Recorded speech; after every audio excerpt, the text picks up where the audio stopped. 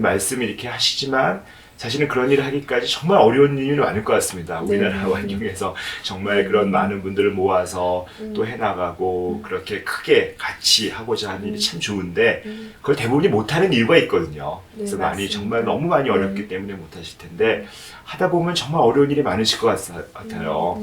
혹시 하시면서 어떤 일이 가장 어려운지 또 어떻게 그런 어떤 어려움을 극복하고 계신지 한번 말씀해 주실 수 있으실까요? 사실 어려움이라고 하면 나는 가끔은 이렇게 여러 기관이랑 일을 하다 보니까 그 기관마다 요구하는 것도 굉장히 많이 다르고 사실은 좀 불편한 얘기지만 국가에서 뭘 할 때에는 굉장히 좀 또 이렇게 그 제대로 가격을 쳐주지 않고 일을 할 때가 많거든요.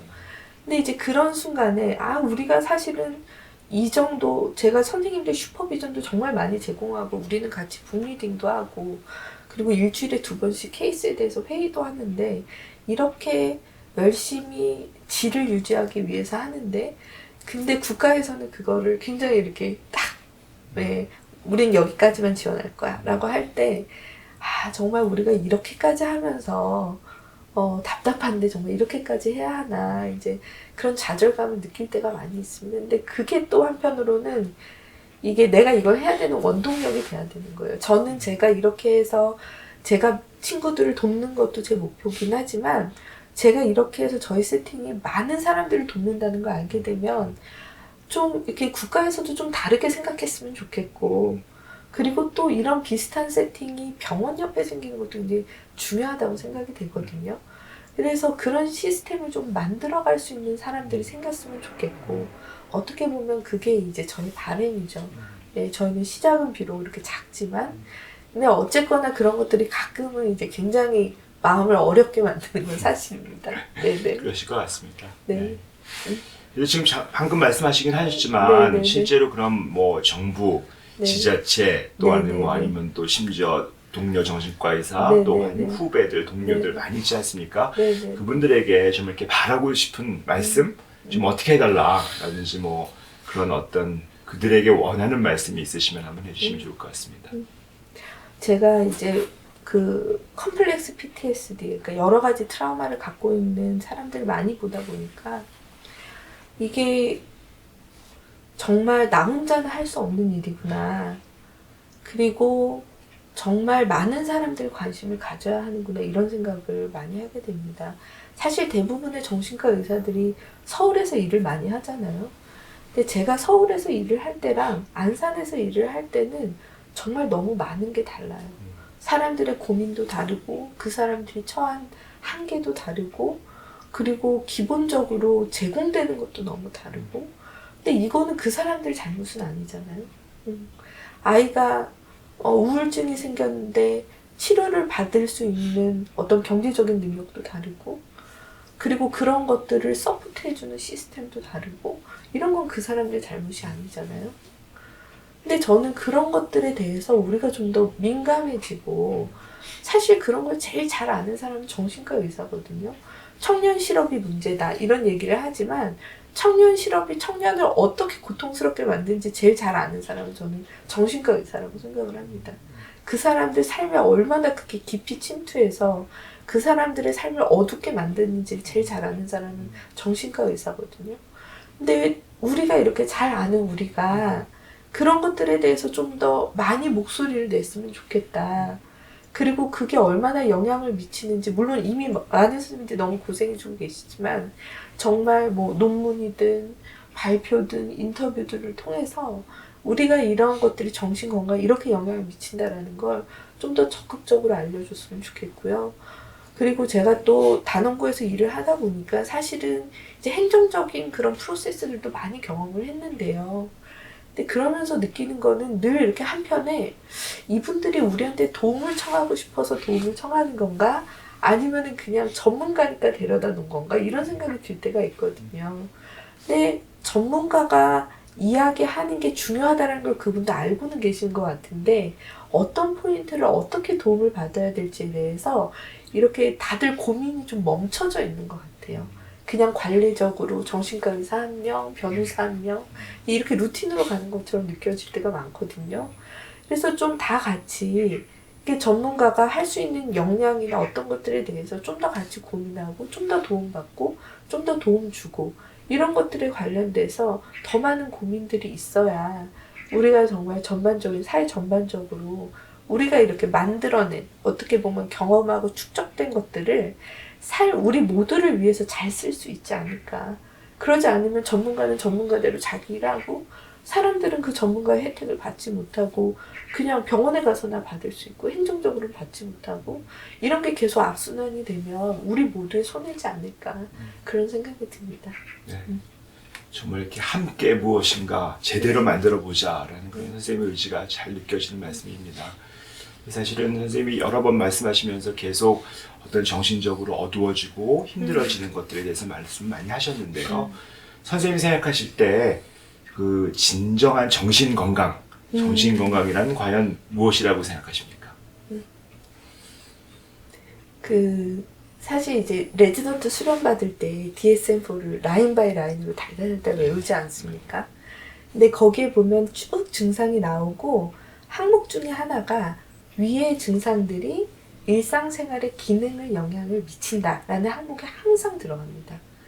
근데 예전에는 저는 이제 그걸 보면서 늘 들어가 있으니까 그냥 그런가 보다라고 생각을 했는데 이게 정신과 의사로서 사회에 부딪히면서 지내다 보니까 그 말이 얼마나 중요한지를 이제 알겠다는 생각이 들었습니다. 제가 단원고에서 일을 하고 많은 트라우마를 입은 사람들을 만나게 됐는데 그 중에 정말 훌륭한 분들도 있었어요.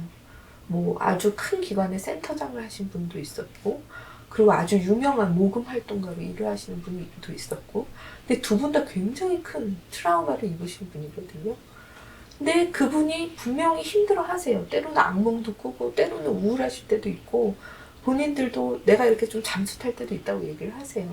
근데 한편으로는 사회적으로 엄청난 퍼포먼스를 하시는 거예요. 그럼 그분은 건강한가? 모두가 의문을 갖게 되죠. 그러면 그 기능에 영향을 준다라는 그 말은 사실은 그냥 아주 프랙티컬하게 기능에 영향이 있어 없어 이게 아니라 삶이라고 하는 건 증상이 있다고 쉽게 질환은 아니다라는 엄청난 철학을 담고 있었던 거예요. 네. 사실은 증상 저도 있습니다. 가끔씩 이렇게 안산으로 운전하고 가다 보면 이렇게 확 뭐가 몰려올 때가 있어요. 그리고 아마 교수님도 때로는 어떤 게 있으실 것 같아요. 근데 그렇다고 해서 우리가 모두 다 환자는 아니죠. 그러면 그 사람이 어려움이 있지만 그럼에도 불구하고 기능을 잘 갖게 하는 건 뭐냐. 저는 그 생존 아이들을 보면서 이 아이들이 이렇게 많은 증상이 있는데 어떻게 이렇게 잘 지내지? 라고 의구심을 가질 때가 많았거든요. 근데 그럼에도 불구하고 잘 지내는 이유들은 굉장히 심플했습니다. 옆에서 도와주는 부모님, 옆에서 나를 믿어주는 친구들, 그리고 우리가 이렇게 잘 되도록 도와주는 뭐 본인들 말에 의하면 사회복지사 선생님, 김은지 선생님, 기타 등등. 그렇기 때문에 그냥 한 걸음 한 걸음 가는 거죠. 그렇기 때문에 어떻게 보면 그 질환이라고, 진정한 정신질환이라고 하는 거는 증상만을 의미하는 게 아니라 그 사람이 잘 살 수 있게 도와주는 사회적인 시스템이 얼마나 건강한지까지 포함하는 거라고 생각을 합니다. 그게 포함된 게 진정한 정신 건강이죠. 그렇다면 우리가 던져야 되는 질문은 그럼 우리 사회가 정말 그렇게 사람들을 건강하게 만들어주는 시스템이냐? 이제 이 질문을 던져야 되는 거죠. 네. 저는 특히 아이들을 많이 보기 때문에 아이들이 그 학교에서 얼마나 많이 고통을 당하는지 보고 있어요. 물론 좋은 것도 많지만 심지어는 제가 보던 진료하던 아이들이 고등학교 3학년이 되면요. 저는 아이의 학업부터 신경을 먼저 쓰게 됩니다. 야, 약 졸립지 않니? 너 일주일에 한 번씩 올 수 있어? 왜냐하면 내가 아무리 잘 치료를 해도 걔가 대학에 있어서 페일을 하면 너무 큰 고통을 당하거든요. 그런 걸 걱정해야 할 지경까지 된 거죠. 그렇다면 과연 우리는 건강한 아이들을 양산하는 시스템이냐? 아니면 건강한 애들까지 힘들게 만드는 시스템이냐? 아이들이 7, 8월이 되면 수행 불안이 생기는 애들이 너무 많아요. 그 와서 얘기합니다. 선생님 저 시험만 보려고 그러면 배가 너무 아파요. 그래 너 불안증이다 야. 그렇게 얘기하지 않습니다. 누구나 다 그 시기엔 그래. 너도 그럴 수 있어. 너 그거 병 아니다? 그냥 이거 우리 잘 지나가자. 이렇게 얘기합니다. 우리는 과연 병을 만드는 시스템이냐? 건강을 만드는 시스템이냐? 저는 그런 것까지 같이 고민할 수 있으면 좋겠다고 생각합니다. 네. 정말 전적으로 동의하는 그런 의견이십니다. 실제로 우리가 어른들이 아이들을 건강하게 만들어주고 정말 좋은 모범을 보여야 될 텐데 어른들이 만든 사회 체계 안에서 아이들이 정말 고통받고 있다는 건 정말 가슴 아픈 일이고요. 그래서 우리나라가 정말 정신적으로 힘든 그런 영역이 분명히 있는 것 같긴 합니다.